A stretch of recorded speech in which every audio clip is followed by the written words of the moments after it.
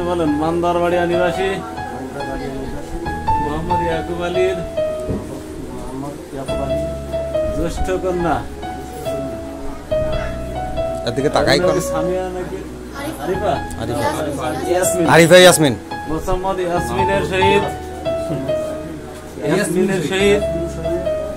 1 লক্ষ টাকা দেনমোহরে আমার ওকালতিতে তোমার সাথে শাদী দিতেছি।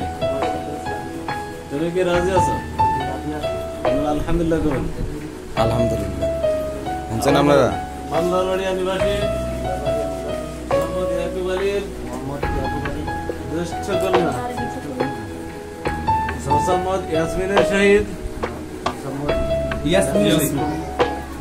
1 লক্ষ টাকা দেনমোহরে আমার ওকালতিতে তোমার সাথে শাদী দিতেছি। তুমি কি রাজি আছো? আমার বলেন।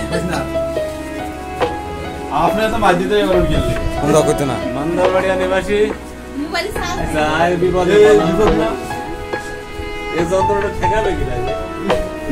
শোনেন, আজকের দিনে যদি উকিল যে দেয় সে তো বাপ। বাপ যদি ছেলেদের কাছে টাকা নেয় তো নিবে, সমস্যা কি? সমস্যা নেই তো।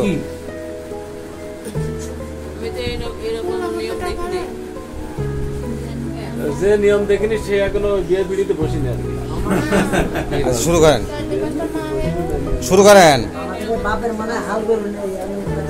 হ্যাঁ, দুবার তো ইয়ে গেছি তো আবার পড়াবে না?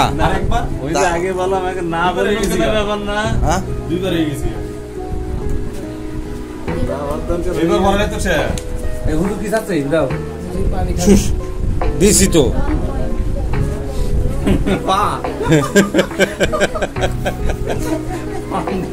হাসি দিছে ওই গো। দেন করাইয়া।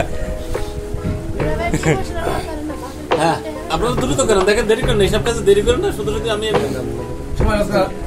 সময় এমনিতেও দেবেন, অন্য দেবেন, শেষে দেবেন, কিন্তু মানে বিপদে দেরি করা গেছে।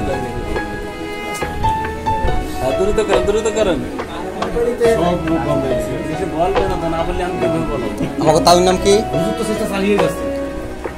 ইয়া কোন? মোহাম্মদ ইয়াকুব আলীর জ্যেষ্ঠ কন্যা মোহাম্মদ ইয়াসমিন খাতুন আরিফা, হ্যাঁ, মান্দারবাড়িয়া গ্রাম নিবাসী 1 লক্ষ টাকা দেনমোহর ধার্য করিয়া